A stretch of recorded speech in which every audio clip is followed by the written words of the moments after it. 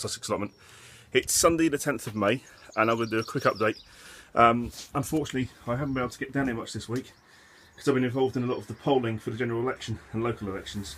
So as you'll see, a lot of things unfortunately need a good watering, and everything's wilting. So finishing late at night and not getting much sleep hasn't helped, but there we go, we'll crack on. And yeah, so I've got loads of brassicas that need planting out. There's loads of cabbage attraction there, cabbage attraction even. Some sweet corn are running away. They're getting about 2 foot high now. Some leeks and some spring onions. Butternut squash needs to go out. Some peppers, some lettuce that needs to go out, and some other bits I've done in tiny little cellular sort of trays. And they're not very deep, so they need water all the time, and they've got some sort of weird algae on them as well. So that's a bit of a disaster, but we'll soldier on. I've been doing some weeding outside here because it's all getting a bit long. So I've been getting some sort of grass and stuff out between the beds, as you'll see there. The runner beans will be going out shortly, so that's all ready to go. I've hoed these over again one more time. I've planted the chard out, bright lights chard, so there's about 10 plants in there, and also some other spring onions, so scallions that I've just done in little batches, and some kohlrabi, which should be nibbled off already. They've lost a few leaves and things, but hopefully they'll make it through the attack from birds and bugs and things. The gooseberry bush, which I don't think I've shown you before, is all really nicely buried up now. So it's absolutely laden with them, in fact, which is fantastic. So that'll be a nice little extra. The comfrey bush has also gone completely mad, even though I nipped the tips out and it's bushed out now, so we can make lots of comfrey tea. I have a mushroom patch which I didn't even think I could have, which has just come from the rotting wood underneath, I believe. I've absolutely no idea if these are edible. If anyone could let me know if they think they are. I don't want anything poisonous. They look like different types potentially, but if anyone recognises this or has got a good source online to have a look at these, we'll see if they're edible. And there's the strawberries as well.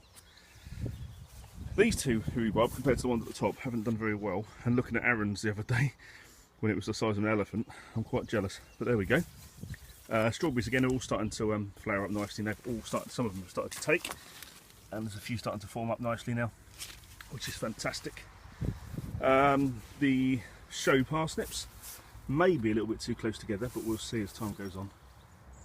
But they're doing really well now. I need to sort of nip out the second one shortly. There's not a lot else to show down the bottom. I'll just have a quick overview quickly. The broccoli all escaped the nasty wind and all still standing up nicely. I don't know if you can see through the debris netting very well, but they're all doing really well, so that's good. And they've put a few more leaves on. And that's about it for down here, apart from the asparagus bed, which I've taken a fair bit from. And the garlic, look at the size of these. This is the neck of the garlic. It should probably be a little bit lower actually, but you can see the sort of scale of that, but that's about the size of a golf ball already, which is fantastic. And the onions continue to put on extra growth, which is great. Haven't got a lot of battery, so I'm trying to do this quite quickly. All of the tomatoes are now out in a row, all the way along the back there. And we've got the other Charlottes, and I'm going to harvest the Charlotte later on actually, so I'll do a review at the end of this video for that. And some Charlottes and some more Swift in there. Yeah, and I've also moved some of the peas, so I've got some more of the tomatoes sort of just sitting there waiting to go in somewhere. Okra underneath the cloches there, and I finally put the peppers out, which are in those 4 here, which are doing quite nicely. And some carrots I just planted a few months ago that I just got covered in weed, so there's not a lot to show there, but there we go. And finally, just a beetroot to show again. Look at the size of these.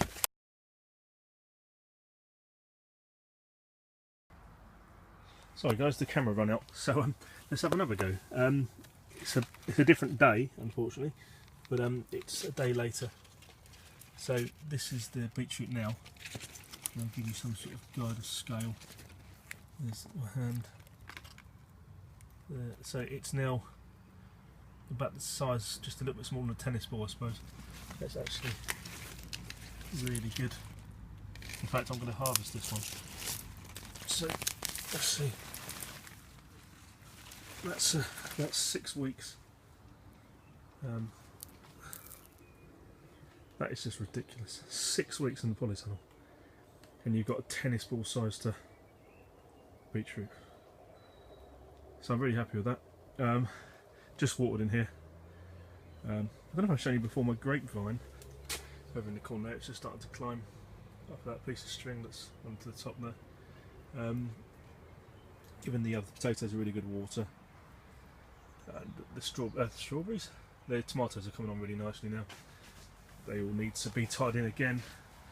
I've built this new bed at the end here. I don't know if I showed you this earlier. And that's got a couple of onions in it that have fallen over in the wind. Tabasco chili plants, 2 of those, and some physalis, but they've been eaten by something. That's the Cape gooseberry. There's 2 of those, one over there as well. The zebrun, which is starting to get a little bit thicker now. I'm putting a few leaves on. Not an amazing germination rate. I think about sort of 70% hits, but they're doing okay. So I'll do them for the first time this year. The runner beans are here, which need to go outside. I've got a couple of cobra. Let's get another idea what this looks like.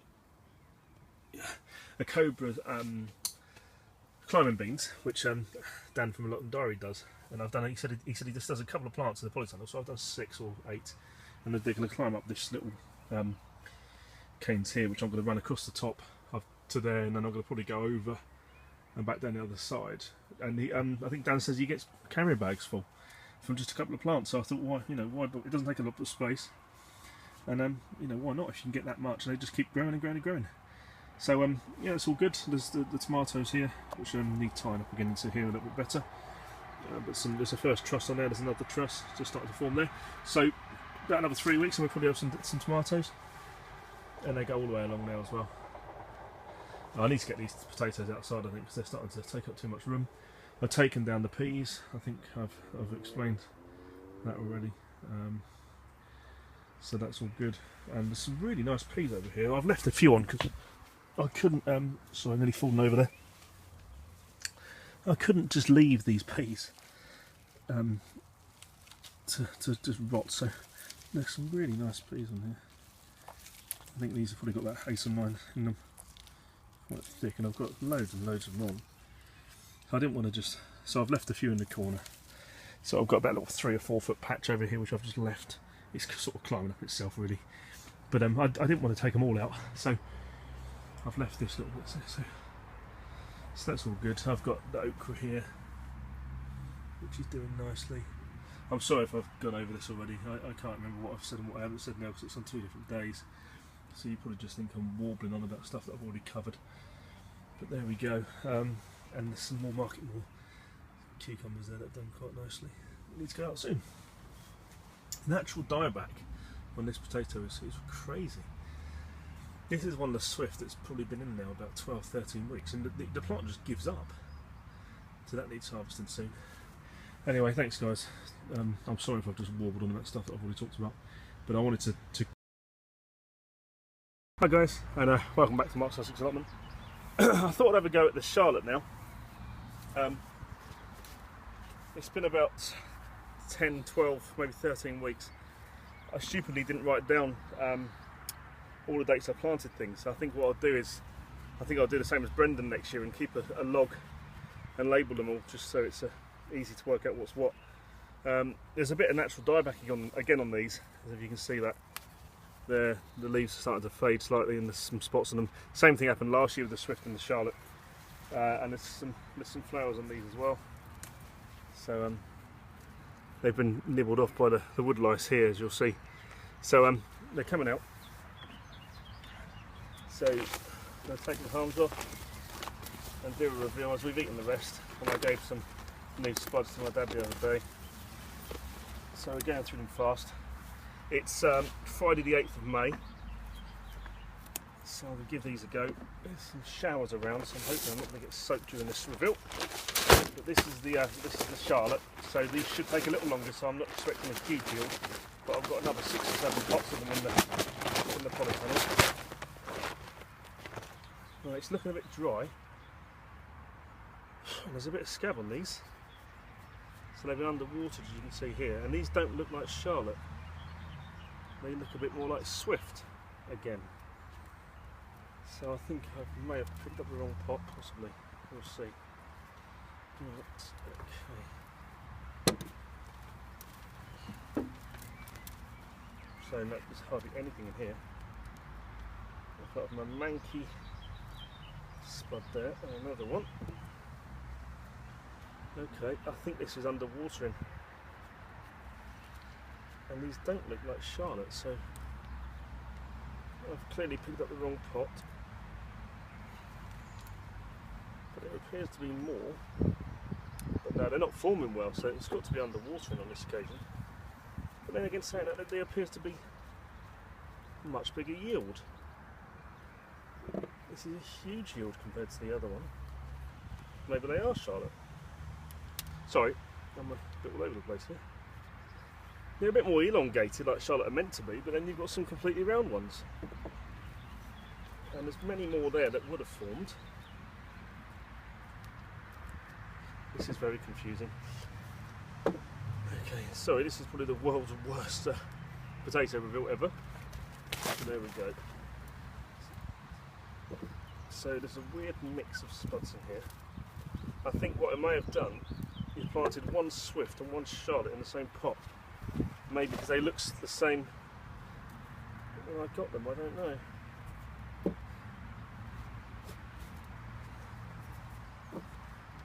But there's almost double the amount of spuds as before, but the sizes aren't great. Which would suggest that I think Charlotte are probably a better yielder than what Swift is. This is really dry. I've got to make sure I water this more often. Really dry. Okay, so that's about it. So, very strange reveals today. What we've got then is some big spuds. These are definitely different colours, in fact. So I think I've got. It doesn't look like Charlotte. I have no idea. Unless when I picked these up in the garden centre, they were labelled wrong. But there's loads and loads of spuds. But they're definitely different types. Guaranteed to be different types. I'm not convinced they're Charlotte. So there's loads of spuds there. Loads of spuds, all a good size. A couple of them have scab. So yeah, this looks like it could be Charlotte because it looks quite waxy and quite. But they're normally elongated and a bit more sort of egg-shaped. So definitely different spuds. So one. I'm back now with the spuds from the latest reveal. I'm convinced they're two different types. I think the one there, for example, is a Swift because it's a lot paler than the one to the left of it. You can see the different shades there. This is almost definitely a Charlotte. It's a much more oval potato and a lot waxier, and this is definitely Swift. I don't know what else it could be. It's a lot paler. You can't really see that well, but you can just about see there. So yeah, two different types of spuds. So I've got a little punnet type thing here that I'm just going to pop on here, which is 13 grams. So I'm just going to pop the punnet straight on rather than muck about. So 841 grams of spuds, a mix of the two, Charlotte and Swift. That's about 12 weeks in the polytunnel. So it's about 1.85 pounds-ish. So yeah, so every week that we leave it, we get an extra 300 or 400 grams of spuds. So the next reveal should be sort of 1 to 2 or £2, £2.5, and so on and so forth. So yeah, that's good. I'll do another reveal shortly of one Swift in that pot that looked a bit wilting with all the weird sort of spots on the leaves. So just to see what you can get from just one spud. So we'll see what that yields. And finally, I'm just going over to my beetroot again. I know I keep harping on about this, but I just cannot get my head around this. It's just 5 weeks in the polytunnel. It's ridiculous. It's the size of a Coke can.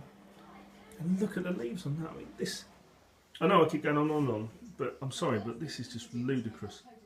5 weeks in the polytunnel and you get a beetroot like that. That is just crazy. Anyway, that's enough for me. Stay